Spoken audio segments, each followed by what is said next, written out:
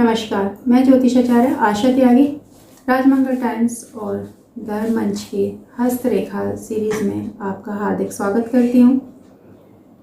पिछली सीरीज में जो है वीडियोस में हमने जाना रोग और हस्तरेखाएं, कहाँ क्या चिन्ह होने से क्या रोग हमारे होने की संभावना बनी रहती है और क्या रोग हैं उनको देख के हम किसी के हस्तरेखा पर या हथेली में क्या रिसर्च या क्या शोध कर सकते हैं। अगर हम हस्तरेखा स्टूडेंट हैं या शोधार्थी हैं, हम उस बारे में थोड़ा सा डीप में जानना चाहते हैं, तो दोनों ही तरीके से आप लोग उस चीज़ को डायग्नोज कर सकते हैं, रिसर्च कर सकते हैं, शोध कर सकते हैं।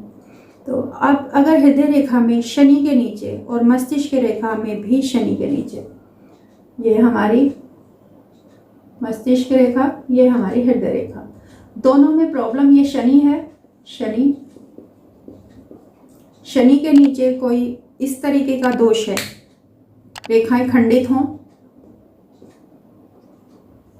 रेखा पे कोई दीप चिन्ह हो, या रेखा जो है पहले डार्क और फिर लाइट होती चली जा रही हो, तो ऐसे कोई भी लक्षण अगर किसी में होते हैं तो उस व्यक्ति को हार्निया से संबंधित कोई रोग हो सकता है। ऐसे व्यक्ति को हार्ट से रिलेटेड कोई भी प्रॉब्लम हो सकती है।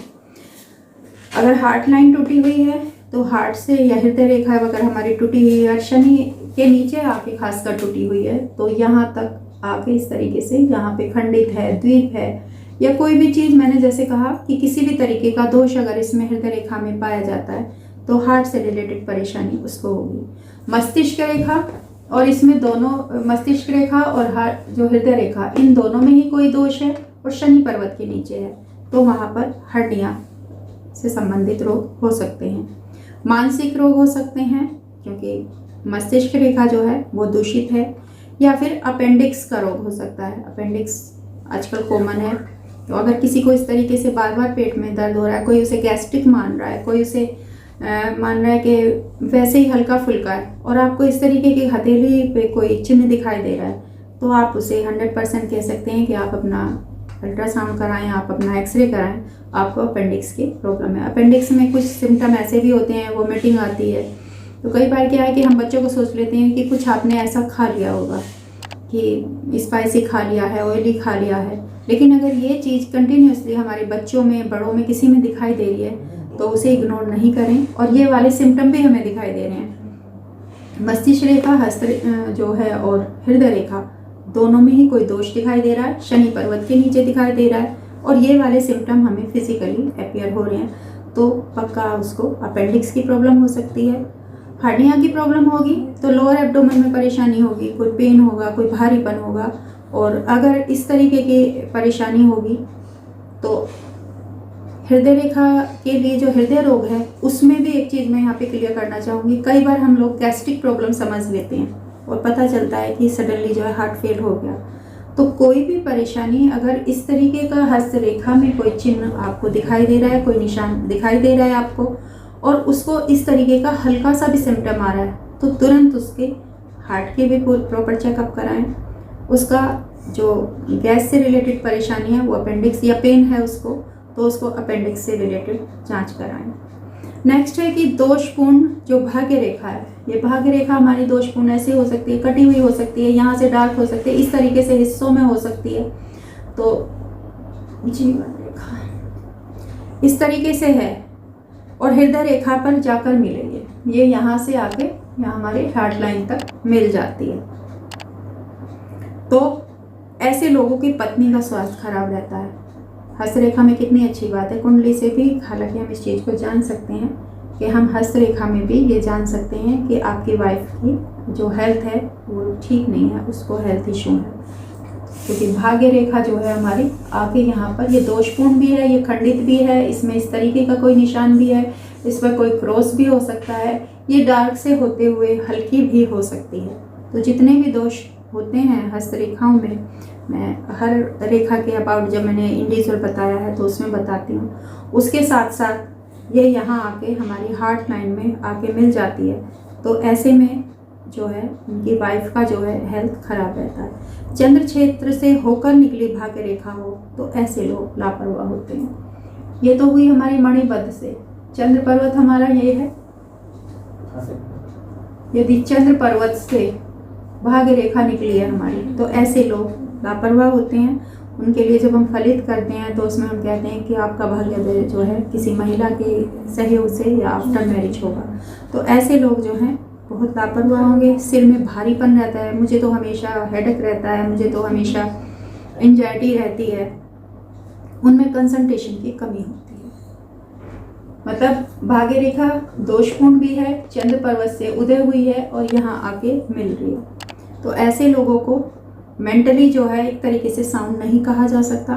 लैक ऑफ कॉन्फिडेंस होगा, कंसंट्रेशन की कमी होगी, हमेशा सिर दर्द या बहानेबाजी। चंद्रमा जो है हमारा चंचल ग्रह माना जाता है, कल्पना का कारक माना जाता है। तो ऐसे लोग कल्पनाओं की दुनिया में ज़्यादा खोदते हैं और जो हकीकत की धरातल है उस पर कम नज़र आते हैं। नेक्स्ट है कि यदि हृदय रेखा और मस्तिष्क रेखा पास पास हों तब क्या होगा।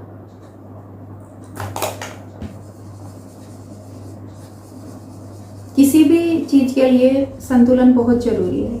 अगर बहुत ज़्यादा डिस्टेंस है तो भी परेशानी है, अगर बहुत ज़्यादा पास पास हैं तो भी परेशानी है।